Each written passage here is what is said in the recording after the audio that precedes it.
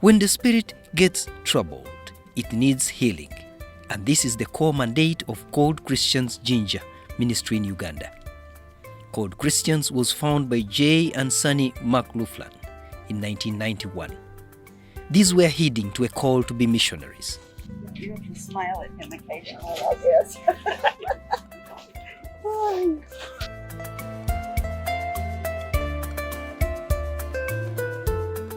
Called Christians was founded in 1991 by Jay and Sonny McLaughlin, and we came in February of '98, and they trained us for 6 years. Jess and I came in 1997 with a team from Calvary Church in Albuquerque, and Jay and Sonny knew that we had been called to be missionaries, and so they invited us to please come back.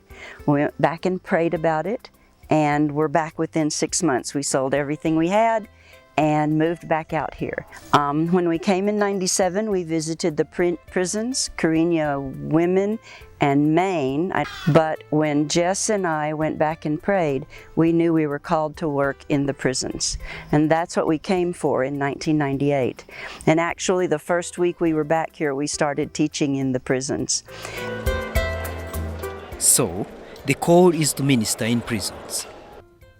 Called Christians Ginger Uganda Mission mandate is to make disciples who make disciples through evangelism, education, health, and publishing.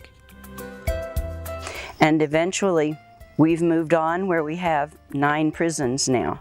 But when we started, there were those 3, and then we added Bagungu, and now we have several more. Men would get out of prison and they would come to Jesse, and they would go to their villages and come back and say, we don't get Bible teaching like you have in the prisons here. Come and start a church in our village. And Jess would say, well, I'm only one person, so instead, why don't you come here and train, and then you go start a church in your village. Called Christians, located in Jinja, Eastern Uganda, has a ministry that serves the people of God in need of spiritual healing, creating a missing family linkage. Called Christians, we do prison ministry, and we do some pastoring ministries and train students in the word, and we have village ministries that we do, and also we help a couple of students in school. And basically our main ministry is prisons, to do medication and other things for prisoners. One of the key support to humans is creating hope. Called Christians sources and supports individuals to start life, integrate them to support themselves and others. I've been in Called Christian for over 13 years. I did a diploma in computer science in university, and Called Christian helped me finish my university.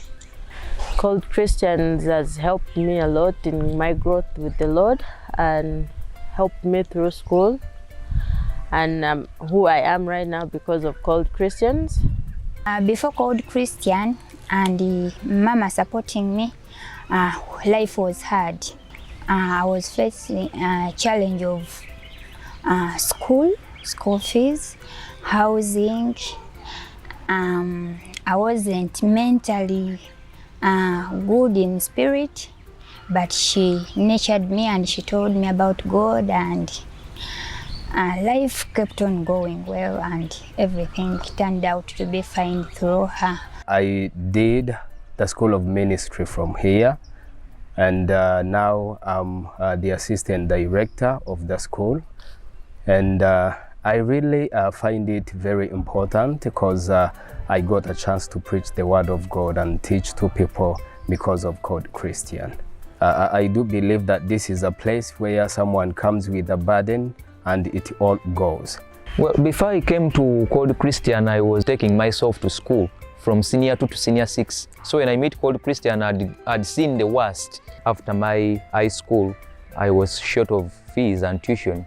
So I came to Called Christian. I met the director, Beverly Rich, who is now my friend and my boss. So she took me back to university, and I came out successfully, and it was during the time of COVID when I graduated, so there were no opportunities by that time, during COVID time. So I spoke to her, and because she became closer and closer, she's now a mom to me, she's my mom. She hired me to help out in the prisons. At first I was not sure what I was going to do there, but since I have a lot of, I attained Bible knowledge from them. There is a church here called Calvary Chapel. We minister verse by verse, chapter by chapter. The doctrine is good, sound doctrine. So I had a lot of experience because I'd sat under the true word of God. My father passed on when I was in it was P2. We are like 6 children, so I had to go on streets and look for money. At that tender age, things started becoming hard. Then Mambef came in, started paying my fees up to date, and now I'm in Form 6, and she's still paying my fees. She's paying my house rent. She's buying for me food and everything that I use right now. So I thank her so much for whatever she's doing in my life. Called Christians Ginger Mission Executive Beverly Ridge met Isaac Kalinza, a street child. He's now a mechanic. I'm a mechanic by profession. I went for Nalo Vocational Institution in Jeru. I come from Palisa district. I just want to thank you for the executive and the organization called Christian, mainly our director, Beverly Rich, for paying my fees and to feed me from the time she picked me from the street. Mama came in to help me. I was a person who cannot feed myself because I was abandoned by my dad, but I'm not his kid, his child. So life became so hard. So when I met her, we had some talk a little bit and started feeding me. And right now I can survive because of the skills I have from mechanics. She paid from that tuition up to today. From a street child to a responsible person with hope for the future, respected. I just want to thank them to having that godly heart for street kids like us, that we are also getting a chance to be called good people because we have been trained Bible side, we have been given a chance to go to school, and you also become someone who is responsible to help your family. It is the core value of Called Christians to restore hope and dignity in humans.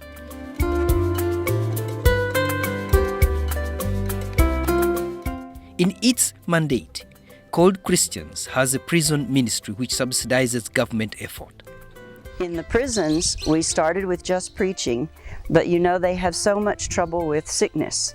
And the infirmaries when we first came were not good at all, and they couldn't get drugs. So we started a program where we supply the pharmacies in the prisons with drugs. We also then go out and pick up the prisoners that are too sick to be treated in the infirmaries. We take them to hospital, get them treated, buy their medications for them, and take them back. And of course we do it with the guards with the guns and the handcuffs and all that. We've only had one semi-escape once. He jumped out the window and our driver chased him down and caught him.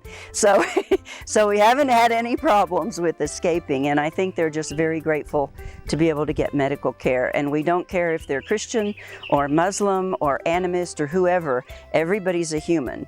Most people forget that prisoners are human. You know, they are people too. And so we've been very happy to do their medication and all those things over the years. Sometimes we do extra things like in remand prison, they've needed help with a drill or with a saw or sometimes with plumbing. One time their water didn't work, and so we do things like that. We did the electric in in women's prison. We painted part of Bagungu prison. So we do things like that as well. And we've always tried to provide, well, when we first got here, the government didn't provide uniforms. So we bought white t-shirts every year, bales of them, and handed them out so that the men would have something to wear, to provide blankets. And 3 years ago, 2.5 years ago, there was an incredible donor in America that gave us $15,000, and we bought 4,000 blankets and went all around the region with the RPC and donated those 4,000 blankets to 27 different prisons. The service is for the unfortunate. Although in prison, the human dignity needs to be upheld. Called Christians Ginger Mission works both in male and female inmates wing to bring hope.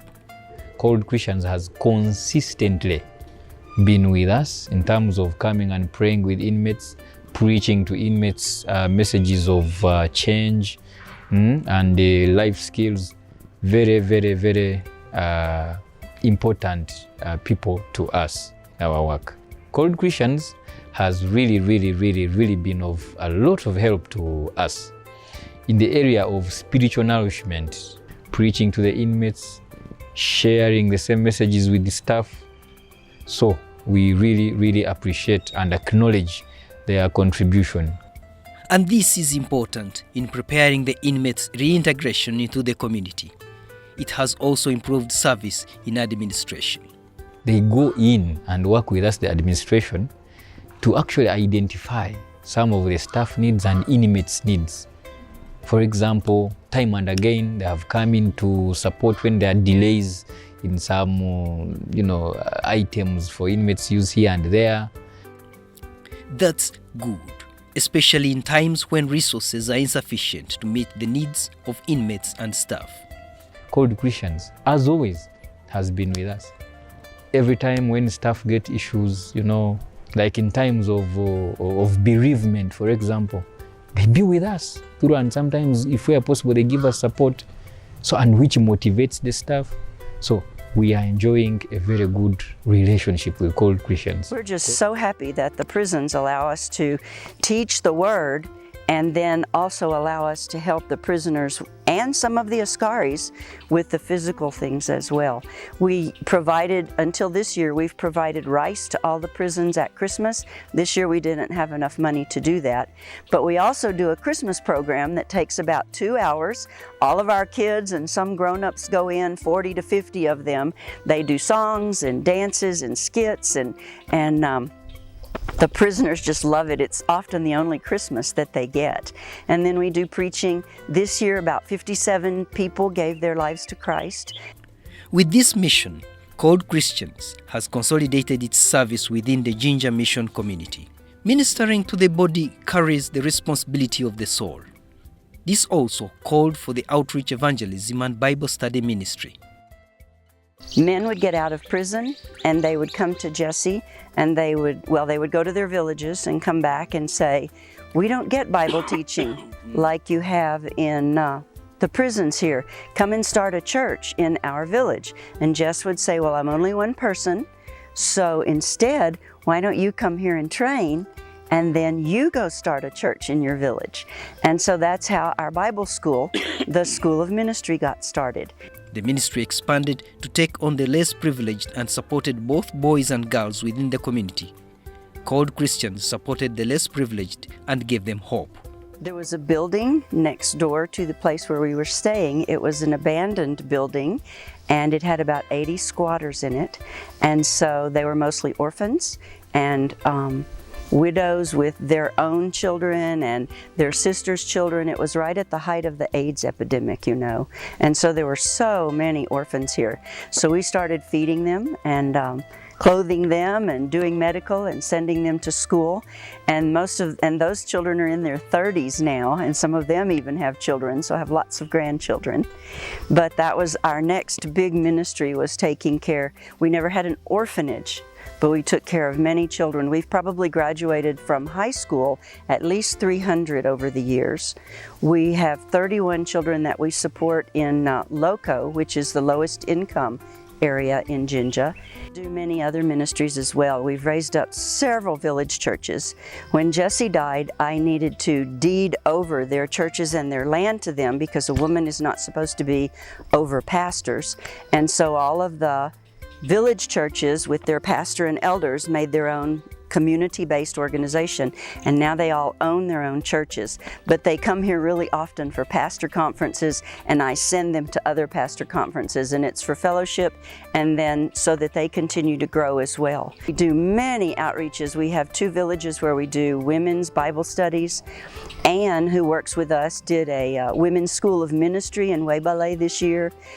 Deborah is over the school of ministry here on the compound. We have Bible studies for children and adults in some of the lower income in places like Dunedin and Bugembe and Loco. And so those things, our focus is to share the gospel.